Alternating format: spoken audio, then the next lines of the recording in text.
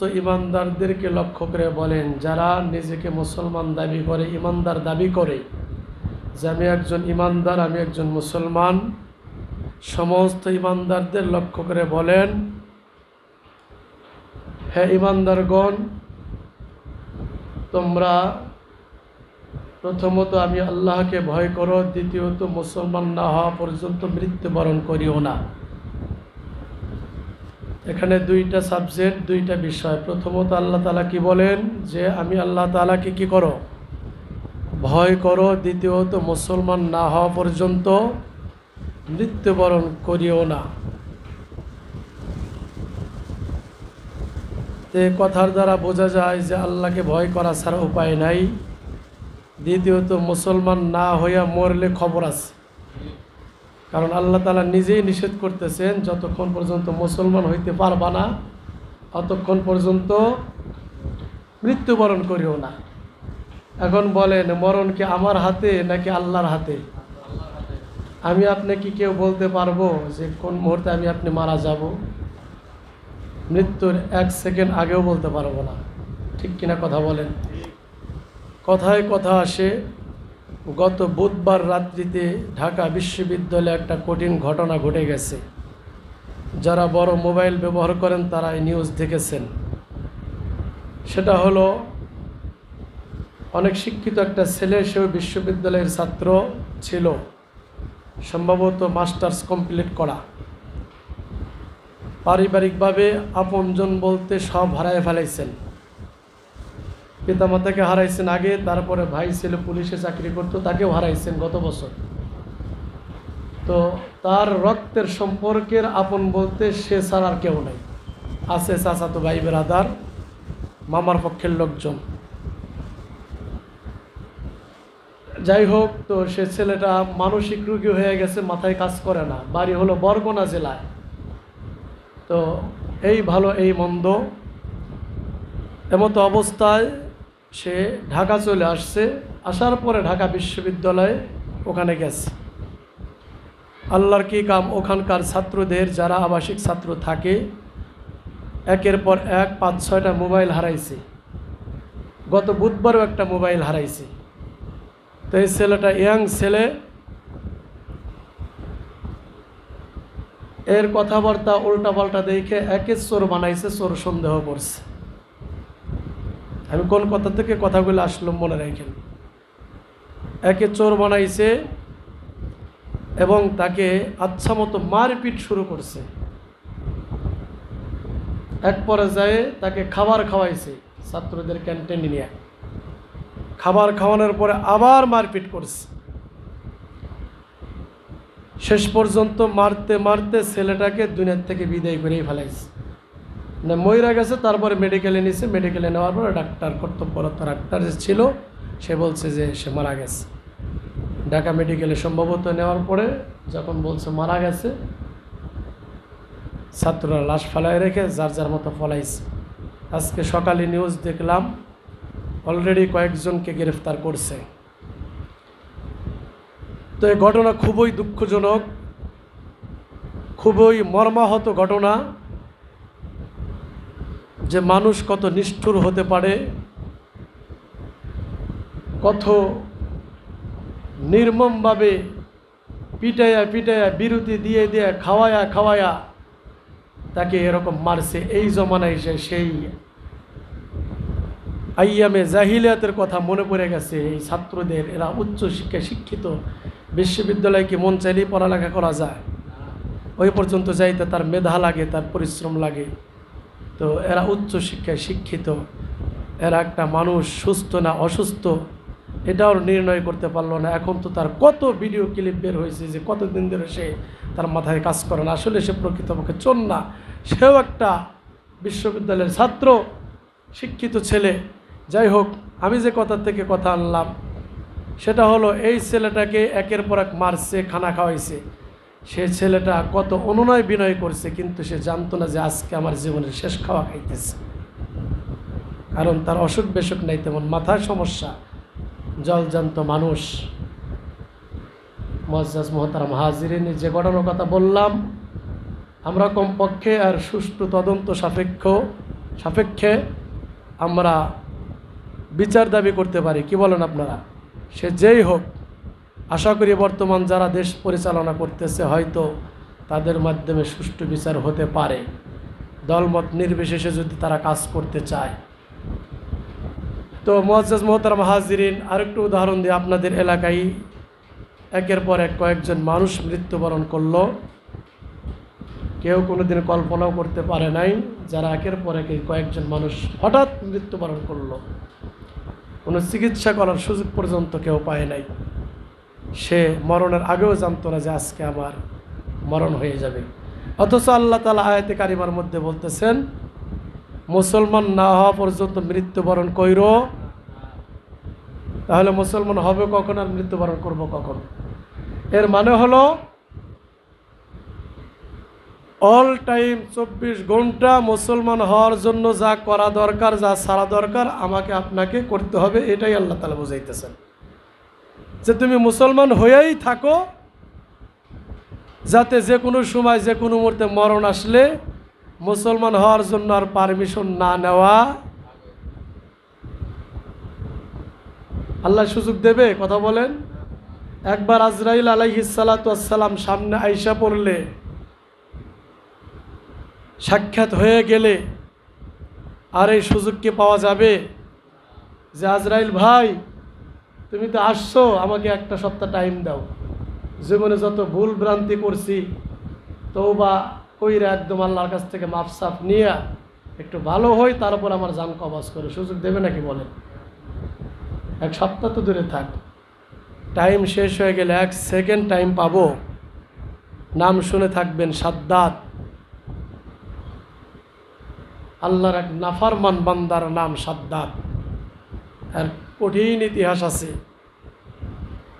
মূল কথাটা বলে শুধু ইতিহাস বলবো না, আসল কথা বলতে পারবো না।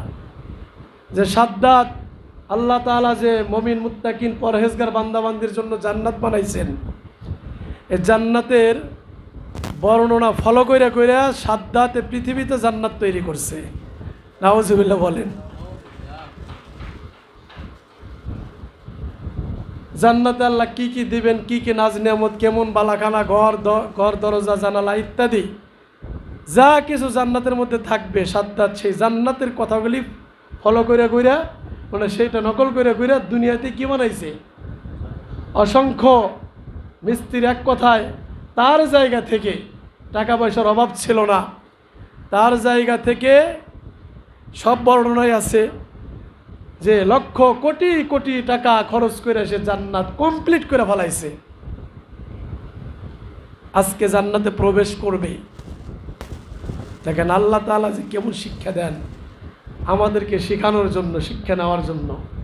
জান্নাত কমপ্লিট, কত টাকা কত পয়সা খরচ করে, কত লোকজন লাগায়া, কত মাল মেটাল লাগায়া জান্নাত কমপ্লিট করছে। আজকে জান্নাতে প্রবেশ করবে, মনের তৃপ্তি না জান্নাত ভ্রমণ করবে, জান্নাত উপভোগ করবে। তো জান্নাতে প্রবেশ করবে একদম তার সৈন্য সামন্ত নিয়ে সে জান্নাতের দিকে রওনা হয়েছে। এক এক বর্ণনায় এক এক রকম আসছে। কোনো বর্ণনা আসছে এরকম যে সে যে ঘোড়ায় সোয়ার হইতেছিল, ঘোড়া থেকে এক পা নিচে নামাইতেছে আর এক পা ঘোড়ার উপরেই, এমতো অবস্থায় হজরতে আজরাইল আলাইহিস সালাতু ওয়াস সালাম একজন ফকিরের বেশ ধইরা, মিসকিনের বেশ ধইরা তাকে একটা সালাম দিচ্ছে। সে তো রাগ, কারণ এত কিছু কইরা জান্নাত বানাইছি, জান্নাতে ঢুকবো, তার জান্নাতের নিকটবর্তী হয়ে গেছে, এমতো অবস্থায় যদি সেরা কাপড় পরা একজন এসে তাকে ডিস্টার্ব করে, রাগ হয় তো স্বাভাবিক। রাগারাগি শুরু করে দিচ্ছে, এই মেয়ে তুমি কেটা, সরো এখান থেকে। কারণ আপনার সঙ্গে আমার গুরুত্বপূর্ণ কিছু কথা আছে। যত গুরুত্বপূর্ণ কথা থাক পরে, কয় না এক্ষুনি বলতে হবে। কোনো বর্ণনা আসছে যে জান্নাতের দরজার ভিতরে সাদ্দাত এক পা ঢুকাইছে আর এক পা বাহিরে আছে। এমতো অবস্থায় এই আজরাইল আলাইহিস সালাতু ওয়াস সালাম মিসকিনের বেশ ধইরা, সেরা কাপড় পরিহিত অবস্থায় সাদ্দাতের সামনে এসে দাঁড়াইছে। জনাব, আপনার সঙ্গে আমার গুরুত্বপূর্ণ কয়েকটি কথা আছে। দূর মিয়া, এখন তোমার সাথে কথা বলার টাইম আছে নাকি? আমি কত টাকা পয়সা খরচ করে জান্নাত তৈরি করলাম, এখন আমি জান্নাতের ভিতরে ঢুকবো, যত গুরুত্বপূর্ণ কথা থাক পরে হবে, কয় না এক্ষুনি আমার কথা শুনতে হবে। আল্লাহু আকবার। সাদ্দাত কোনোভাবে তার সাথে কথা বলতে রাজি না। অতঃপর সে ফিস ফিস করে বইলে উঠছে, আমাকে চেনো? আমি মালাকুল মউত হযরত আজরাইল আলাইহিস সালাম, আল্লাহ তাআলা প্রেরণ করেছেন, এই মুহূর্তে তোমার জান কবজ করতে হবে।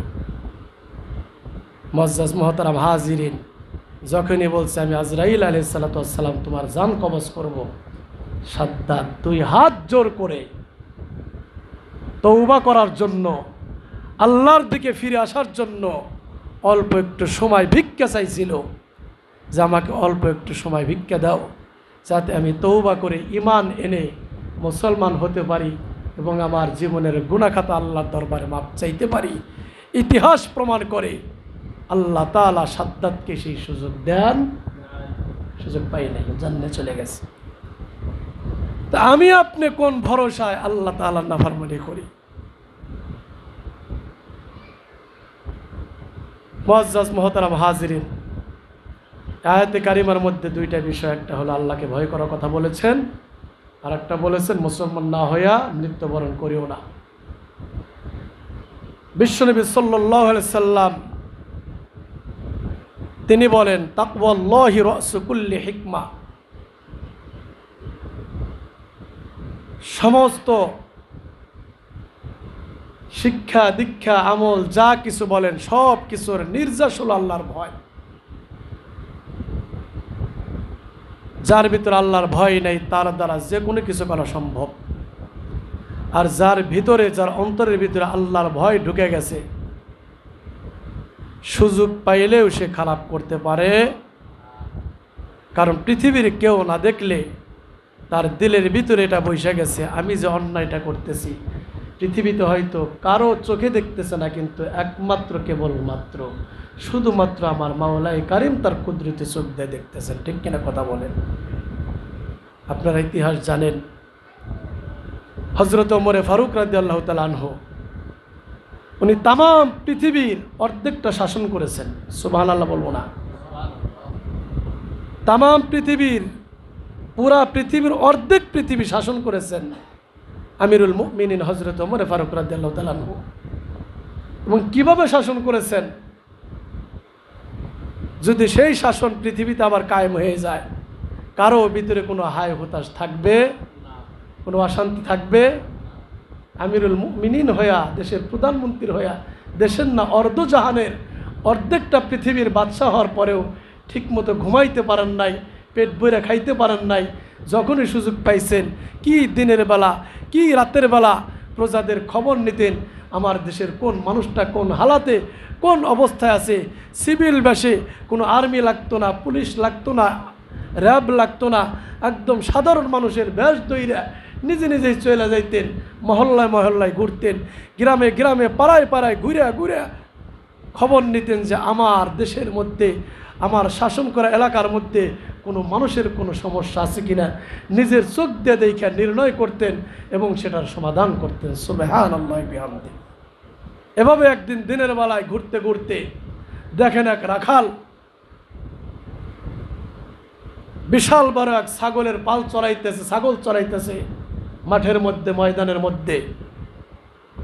আমিরুল মুমিনিনকে চেনে না, তখন তার ফেসবুকের যুগ ছিল না যে ফেসবুকে ছবি একটা ছেড়ে দিলে সারা বিশ্ব দেখে ভালাইল। আমিরুল মুমিনিনের নাম জানে ওমরে ফারুক, কিন্তু তার চেহারা সুরাত কেমন রাখাল চিনে না, জানে না।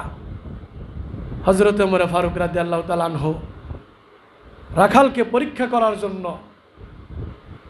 তার সামনে চলে গেলেন, সালাম দিলেন, আসসালামু আলাইকুম ওয়া রাহমাতুল্লাহি ওয়া বারাকাতুহু। এ রাখাল ভাই কেমন আছেন? আলহামদুলিল্লাহ ভালো আছি। আমরা একজনের সাথে আরেকজনের দেখা হইলে বলি কিনা, কেমন আছেন জিজ্ঞেস করলে অনেকের চেহারা কালো হয়ে যায়, ঠিক কিনা বলেন? নাই, ভালো নাই, কখনো এটা বলবো না। যে হালাতে যে অবস্থা আল্লাহ তাআলা রাখুক, যেভাবে আল্লাহ তাআলা রাখুক, জিজ্ঞেস করার সঙ্গে সঙ্গে ভালো আছে কথাটা বলাও সুন্নাতের খেলাফ। কোনো মুসলমান হোক, যে কোনো ব্যক্তি হোক, কোনো মুসলমানকে যদি জিজ্ঞেস করে ভাইজান কেমন আছেন, একজন মুসলমানের ইমানের দাবি হলো সঙ্গে সঙ্গে তার জবান থেকে বের হয়ে যাবে আলহামদুলিল্লাহ। কি বের হবে বলেন? পারবো না ইনশাল্লাহ? মনের ভিতরে হাজারো কষ্ট, হাজারো সমস্যা থাক, আলহামদুলিল্লাহ বলতে হবে, আল্লাহ তাআলার প্রশংসা করতে হবে, তাহলে আল্লাহ তাআলা খুশি হবেন। আরে বান্দা, এত এত সমস্যা, এত এত পেরেশানি, এত টেনশন আর মনের ভিতরে, ফ্যামিলির মধ্যে এত ঝামেলা, তারপরে সমস্ত ঝামেলাকে উড্ড করে বান্দা জিগাইছে কেমন আছো, বলতেছে আলহামদুলিল্লাহ। মানে আল্লাহ তাআলা আমাকে যে হালাতে রেখেছেন, যেভাবে রেখেছেন, আলহামদুলিল্লাহ আমি ভালো আছি। আমিরুল মুমিনিন হযরত ওমর ফারুক রাদিয়াল্লাহু তাআলা আনহু বলেন, ভাইজান কেমন আছেন? রাখাল মানুষ, সে কি টাকা পয়সাওয়ালা? গরিব মানুষ হওয়ার কারণেই তো মানুষের ছাগলগুলি রোদের মধ্যে, মাঠের মধ্যে চড়াইতেছে। রাখাল ডেকে বলে আলহামদুলিল্লাহ, আল্লাহ তাআলা আমাকে অনেক ভালো রেখেছেন। আমিরুল মুমিনিন হযরত ওমর ফারুক রাদিয়াল্লাহু তাআলা আনহু ডেকে বলে, ভাইজান আমি একজন ভিনদেশি মুসাফির, আমি সফরে বের হয়েছি, আমি খুব ক্লান্ত, শ্রান্ত, ক্ষুধার্ত, পিপাসিত। তুমি তো অনেকগুলি দুধালু ছাগল চড়াইতেছো, যে ছাগলগুলি চড়াইতেছে এর মধ্যে অনেকগুলি ছাগল আছে যার দুধ দহন করা যায়। ভাইজান তুমি কি পারবে আমাকে একটু মেহমানদারি করতে? তোমার এই ছাগলের পালের মধ্যে থেকে একটা ছাগল ধরো, তার উলান থেকে দুধ তুমি কি করো, দহন করো, আমাকে একটু দুধ পান করাও, যাতে আমি শক্তি জোগাড় করতে পারি। রাখাল ডেকে বলে, ভাইজান আপনি ভিনদেশি মুসাফির, আপনাকে মেহমানদারি করাইতে পারলে আমিও খুশি হইতাম, কিন্তু ভাইজান দুঃখের বিষয় হলো আমি তো একজন রাখাল, আমার ডিউটি হলো ছাগলের দেখাশোনা করা, এদেরকে মাঠের মধ্যে ঘাস খাওয়ানো, সন্ধ্যা হইলে মালিকের বাসায় পৌঁছে দেওয়া। আমাকে তো মালিক এই অনুমতি দেয় নাই যে কোনো মেহমান আসলে তুমি মাঠের মধ্যে থেকে আমার ছাগলের দুধ দহন করে থেকে পান করাইবা। ভাইজান দুঃখিত, আমি আপনাকে দুধ পান করাইতে পারতেছি না, কারণ আমার মালিক দুধ পান করানোর অনুমতি দেয় নাই। সুবহানাল্লাহ বলবেন না? কথা বলে কি আমিরুল মুমিনিন একজন রাখালের সঙ্গে। আমিরুল মুমিনিনের কৌতূহল আরো বেড়ে গেল, হাইরে একজন রাখালের কেমন উদ্ধারী, তাকে লোভ দেখানোর জন্য বলতেছে, ভাইজান দুধ পান করাইবা না ঠিক আছে, কিন্তু তোমাকে আমি আর একটা অফারে দেই, যদি আমি মুসাফির মানুষ, আমার পকেটের মধ্যে টাকা আছে, দুধ পান করার লাগবে না, তোমার একটা ছাগলের দাম কত, তার চাইতে ডাবল টাকা আমি তোমাকে দেব, তুমি আমাকে একটা দুধালো ছাগলই দিয়ে দাও, যে ছাগলের দুধ হয় এরকম একটা ছাগল আমাকে পরিপূর্ণভাবে দিয়ে দাও, বিনিময়ে তোমাকে অনেকগুলি টাকা আমি দেব, তুমি টাকা নিয়ে বড়লোক হইবা, তোমার উপকার হবে আর আমার উপকার হবে। আমার টাকা দিয়ে ক্রয়কৃত ছাগলের দুধ আমি পান করব, পরবর্তীতে ছাগল জবাই করে গোশত ভক্ষণ করব, আর তোমার মালিক জিজ্ঞেস করলে বলবা জঙ্গলের বাঘ এসে একটা ছাগল খায়া ফেলাইছে। রাখাল এবার মেজাজ খারাপ হয়ে গেছে, ডাক দিয়ে বলে, হাজা ফাইনাল্লাহ, এরে আল্লাহর বান্দা, তুমি আমাকে টাকার অফার দিতেছো যে টাকার বিনিময়ে তোমাকে ছাগল দেয়া দেই, আমার কিছু পয়সা পাতি হোক, আমি যাতে আমার পরিবারের ভরণ পোষণ করতে সুবিধা হয়, আর তুমি ছাগল কিনে নিয়ে যাও। আরে আল্লাহর বান্দা, এই যে উন্মুক্ত প্রান্তরে ময়দানের মধ্যে তোমাকে ছাড়া, আমাকে ছাড়া কেউ যে নাই তুমি মনে করতেছো, হাজা ফাইনাল্লাহ, তাহলে তোমার আর মাঝে কেউ নাই, আমার আল্লাহকে তুমি কোথায় রাখলে? সুবহানাল্লাহ বলবো না? আল্লাহর বান্দা, তুমি হয়তো মনে করেছো কেউ আমাদের দেখতেছে না, তাহলে আমার আল্লাহ কোথায় গেল? আমি তো সেই আল্লাহকে ভয় করি। পৃথিবীর সব চোখকে ফাঁকি দেওয়া যায়, কিন্তু আল্লাহর কুদরতি চোখকে পৃথিবীর কোনো কিছুতে ফাঁকি দিতে পারে। আমিরুল মুমিনিন হযরতে ওমর ফারুক রাদিয়াল্লাহু তাআলা আনহুর চোখের মধ্যে পানি চলে এসেছে। রাখালের বুকের সঙ্গে বুকটা মিলাইয়া বুক জড়ায় বলে, তোমার মতো রাখাল এ দেশের মধ্যে যতদিন থাকবে, খোদার কসম এ দেশের মধ্যে কোনো হানাহানি, মারামারি, কাটাকাটি, দুর্নীতি কোনো দিন প্রবেশ করতে পারবে না। সুবহানাল্লাহ বলবো না?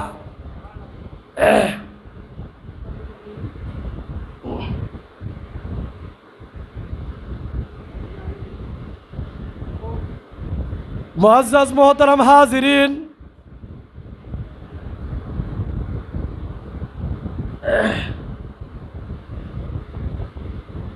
এটাকে বলে আল্লাহর ভয়। আল্লাহর ভয় অন্তরের মধ্যে থাকলে মানুষ সুযোগ থাকলেও পাপ কাজ করতে পারে না। এই ওমরে ফারুক রাদিয়াল্লাহু তাআলা আনহু আর একদিন রাতের বেলা সফরে বের হয়েছে প্রজাদের খবর নেওয়ার জন্য। আমার এলাকার, আমার শাসিত এলাকার মধ্যে কোন প্রজা কোন হালাতে আছে। চলতে চলতে দেখেই এক মহিলা চুলার মধ্যে কি যেন একটা রাতের মধ্যে পাকানোর জন্য চেষ্টা করতেছে। তার পাশে ছোট ছোট কিছু বাচ্চা কাচ্চা হাউমাউ করে কান্নাকাটি করতেছে। আস্তে আস্তে সামনে গেলেন, যাওয়ার পরে নিরাপত্তা বজায় রাইখা শুনতে পাইলেন মহিলা বাচ্চাদেরকে সান্ত্বনা দিতেছে, বাবারা আর একটু সবর করো, আর একটু ধৈর্য ধারণ করো, এই তো খাবার হয়ে গেছে, এই তো খাবার প্রায় কাছাকাছি, আমি খাবার পাকাইতেছি, খাবার হয়ে গেলেই তোমাদেরকে খাইতে দেব। আর ছোট ছোট বাচ্চারা শুধু হাওমাও করে কাঁদতেছে। আর মাজননীকে ডেকে বলতেছে, আম্মা যান, আর কষ্ট সহ্য হচ্ছে না, তাড়াতাড়ি খাবার দাও, খোদার যন্ত্রণা সহ্য হচ্ছে না। ছেলেরা খাবার চাইতেছে, আর মা শুধু মাথার মধ্যে পিঠের মধ্যে হাত বুলায়া সান্ত্বনা দিতেছে। আমিরুল মুমিনিন হযরতে ওমর ফারুক রাদিয়াল্লাহু তাআলা আনহু দাঁড়ায় দাঁড়ায় দৃশ্য দেখতেছেন। দেখতে দেখতে দেখলেন ছোট ছোট বাচ্চারা অটোমেটিকলি কাঁদতে কাঁদতে এই ক্ষুধার্ত অবস্থায় ঘুমায়া গেল। ছোট ছোট বাচ্চারা কতক্ষণ অপেক্ষা করবে? চুলার থেকেও খাবারের পাতিল নামায় না মহিলা। অতঃপর আমিরুল মুমিনিন হযরত ওমর ফারুক রাদিয়াল্লাহু তাআলা আনহু মহিলার নিকটবর্তী হইলেন। নিকট আসে বলতেছেন, আপনাকে আমি চিনি না, দীর্ঘক্ষণ যাবৎ ফলো করলাম, লক্ষ্য করলাম আপনি পাতিলের মধ্যে খাবার কেমন জেনে পাকাইতেছেন, কিন্তু আমার ধারণা খাবার পাকাইতে তো এত সময় লাগার কথা না। ও বোন,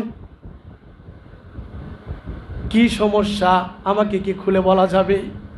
মহিলা চোখের পানি ছেড়ে দিয়ে বলে, ভাইজান আপনাকে আমি চিনি না, কোথায় আপনার বাড়ি, কোথায় আপনার ঘর, কিন্তু বিশ্বাস করবেন কি, আমার এক নাবালক সন্তানেরা খাবারের জন্য পাগল প্রায়, কিন্তু তাদের মুখে খাবার তুলে দেওয়ার মতো আমার কোনো সামর্থ্য নাই। মিথ্যা সান্ত্বনা দিতেছি, এ পাতিলের মধ্যে পানি ছাড়া দিতেও কোনো কিছু বাকি নাই। আমি শুধুমাত্র সাদা পানি পাতিলের মধ্যে দিয়া ঢাকনা দিয়ে ডাইকা বাচ্চাদেরকে সান্ত্বনা দেওয়ার জন্য জাল দিতেছি, চুলার মধ্যে লাকড়ি ঠেলতেছি, আর বাচ্চাদেরকে বুঝাইতেছি কিছুক্ষণ পরে খাবার পাকানো হবে, খাবার পাকানো হইলে তোমাদেরকে খাবার দেব। আসলে আমি তো মা, আমার কলিজা ছিঁড়ে যায় সন্তানদের খাবারের কষ্ট দেখে। কিন্তু বিশ্বাস করবেন নি, দেখেন ঢাকনা খুলে মহিলা দেখায় যে আমার পাতিলের মধ্যে খাবার নামক কোনো কিছু নাই, দেওয়ার মতো খাবার পাকানোর মতো কোনো সামর্থ্য আমার নিকটে নাই। আমিরুল মুমিনিন হযরত ওমর ফারুক রাদিয়াল্লাহু তাআলা আনহু এই দৃশ্য দেখার পরে এক মুহূর্তে দেরি করলেন না, এক দূরে চইলা গেলেন বাইতুল মালে। বাইতুল মালে চলে যাওয়ার পরে খাদেম হযরত আসলাম রাদিয়াল্লাহু তাআলা আনহুকে ডাক দিয়ে বলেন, আসলাম রে, একটা বস্তা নেই। একটা বস্তা নেওয়া হলো, কিছু আটা, কিছু তেল, কিছু তরকারি ইত্যাদি একটা বস্তার মধ্যে ভরে আসলাম রাদিয়াল্লাহু তাআলা আনহুকে, হযরত ওমর ফারুক রাদিয়াল্লাহু তাআলা আনহুর পার্সোনাল খাদেম হলো হযরত আসলাম।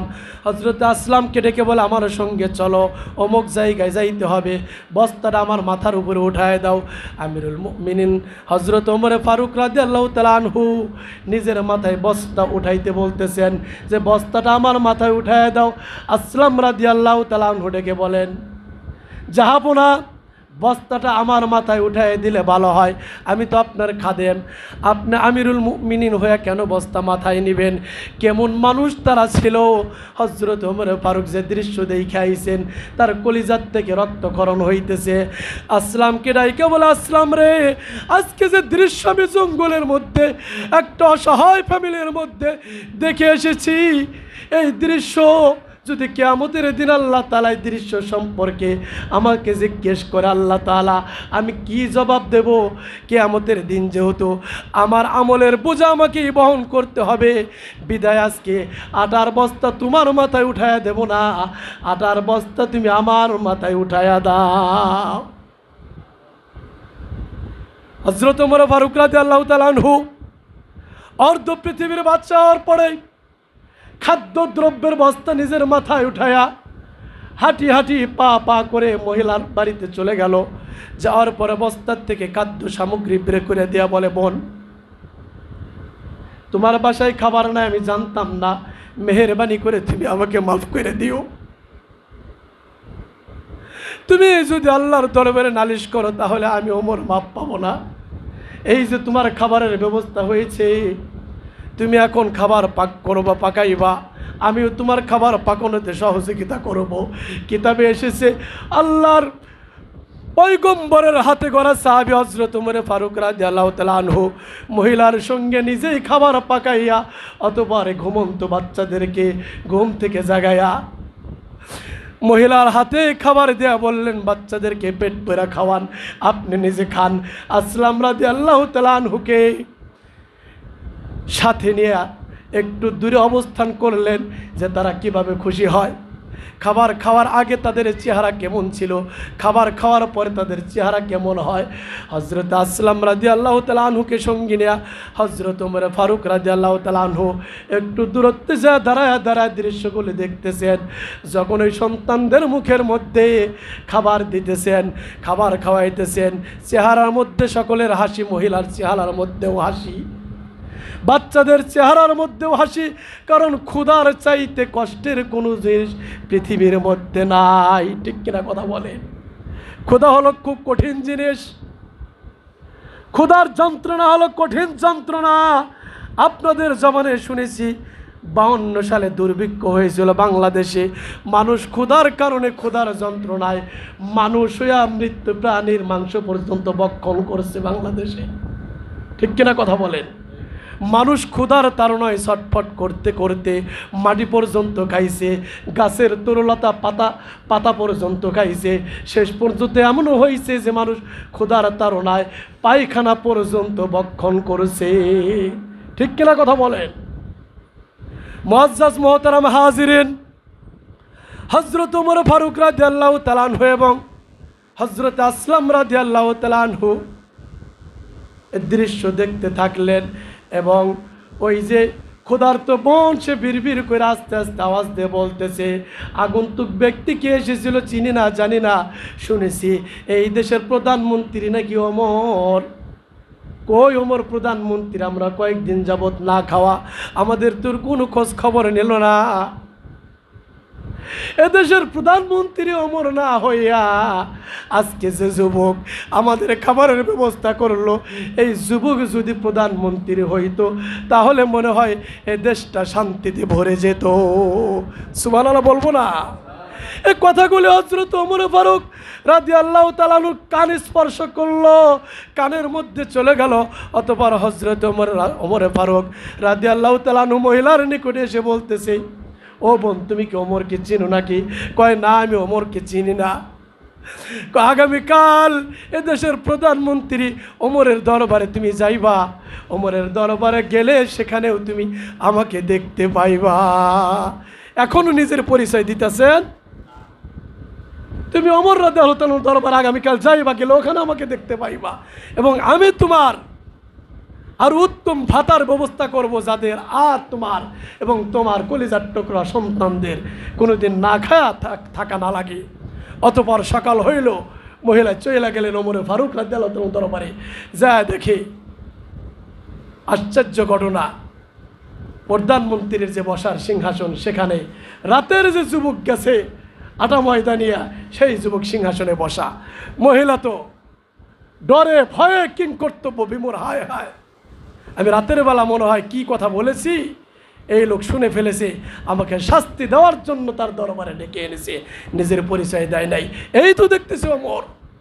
অতঃপর আমিরুল মুমিনিন হযরত ওমর ফারুক রাদিয়াল্লাহু তাআলা আনহু চোখের পানি ছেড়ে দিয়ে করজোড়ে হাত জোর করে মহিলার কাছে ক্ষমা ভিক্ষা চাইতেছেন, প্রাণের বোন আমার, আল্লাহর রাস্তে আমাকে মাফ করে দেন, আপনি কতই না কষ্ট ভোগ করছেন, আপনার সন্তানরা ক্ষুধার তাড়নায় কতই না কষ্ট সহ্য করেছে, আর আপনাদের কোনোদিন ক্ষুধার কষ্টে কষ্ট পাইতে হবে না।